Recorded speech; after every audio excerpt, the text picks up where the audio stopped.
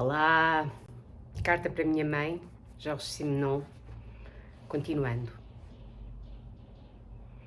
Enquanto vou escrevendo, pergunto a mim próprio se durante o tempo em que nos olhávamos em silêncio, chegámos a pensar ao mesmo tempo nas mesmas coisas. Quanto a mim, recordei-me de um episódio penoso, um incidente de que me envergonho, e não há muitos episódios na minha vida de que me envergonho. Foi durante a viagem a Liege, em 1952. A minha segunda mulher, D, estava comigo e tentava dar o mais possível nas vistas. O burgomestre e as autoridades municipais tinham preparado uma recepção magnífica, organizando, entre outras coisas, um grande banquete no Museu de Hansenburg, uma antiga casa fidalga que se conservara tal como era antigamente, com os mesmos móveis, os mesmos quadros, os mesmos tapetes, os mesmos bibelôs. Numa pequena sala contígua à sala de jantar monumental, uma orquestra de câmara tocava César Franck, Grétry e Mozart. Todavia, quando começou a tocar, já o incidente tinha ocorrido. Viste um cartão com o teu nome à direita do lugar que me estava destinado? Com um gesto brusco, D pegou no cartão e disse perentoriamente: "Por aqui, mamã." E levou-te para o lugar que lhe estava destinado. Mais alguém terá reparado? Acho que sim. Eu, porém, não tive coragem para mexer um dedo e fiquei tão pouco satisfeito comigo que durante todo o almoço não prestei atenção à música nem aos discursos que vieram depois. É uma das piores recordações da minha vida. Para a substituir, se assim posso dizer, por uma recordação mais divertida e que data da mesma viagem, vou lembrar-te o jantar numa das grandes cervejarias da cidade. Os meus colegas jornalistas, e entre eles alguns com quem já trabalhara, tinham concedido a maior parte do meu tempo às autoridades oficiais. Só tinham pedido uma noite, um jantarzinho calmo, sem etiquetas, que teria lugar nessa cervejaria. Só me recomendaram que não te levasse, porque se tratava de uma reunião muito pouco protocolar que poderia terminar numa algazarra que não seria do teu agrado. Portanto, anunciei-te que nessa noite não eras convidada. Em tudo o que me diz respeito, sempre achaste que as coisas iam correr mal. Houve ocasiões em que foste mais lúcida do que eu, mas na maioria das vezes enganaste-te. Ainda te vejo abanar a cabeça com um ar contrariado e ouço-te dizer: "Ai meu Deus, Jorge, tem cuidado contigo, vais ver que te vão levar para alguma orgia." Claro que não houve nenhuma orgia. Tanto quanto consigo lembrar-me, ou seja, desde a minha mais tenra infância, nunca compreendi essa desconfiança quase inata que sentias em relação a mim e que talvez tenha contribuído para erguer uma espécie de barreira entre nós. Parecia que me julgavas capaz dos piores delitos. E se o meu irmão Christian, mais novo do que eu 3 anos, desatava a chorar, voltavas logo para mim e perguntavas: "O que é que lhe fizeste?" Não lhe tinha feito nada. Ele chorava por um motivo que me era alheio. Pergunto-me agora se não tinha de haver um malvado na família, e esse malvado era eu.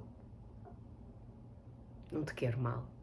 Houve alturas em que te quis mal, por exemplo, por volta de 1942, quando te retratei em pedigree e te dei o nome de Elise.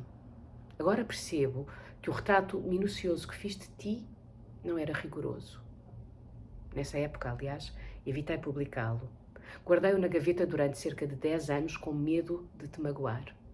Quando foi finalmente publicado, fiquei surpreendida ao saber por uns vizinhos que dizias orgulhosamente a todas as pessoas da rua para o lerem e que no fim das tuas cartas assinavas Elise em vez de Henriette. O que me agradou mais foi saber que após a visita a Liege de que acabo de te falar, as autoridades, desde o presidente da Câmara até o governador, não só te convidaram para todas as cerimónias e jantares oficiais, mas até mandavam um carro buscar-te.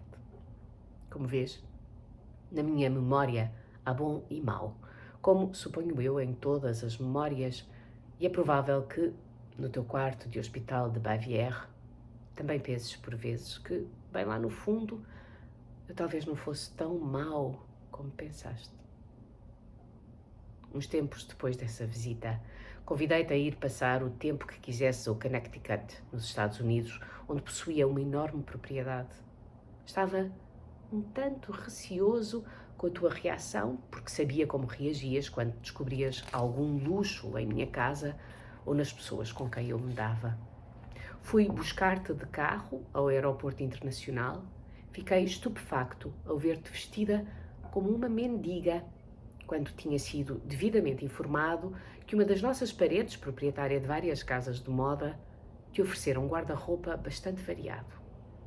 Quando chegámos a casa, perguntei-te se tinhas outras roupas para vestir e tu respondeste que não.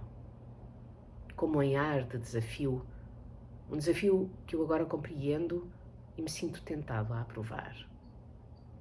A miúda mais nova da rue Ferronstré, a vendedora do Innovation, a quem os irmãos, que entretanto tinham enriquecido, nunca deram uma ajuda, revoltava-se instintivamente contra tudo o que era caro.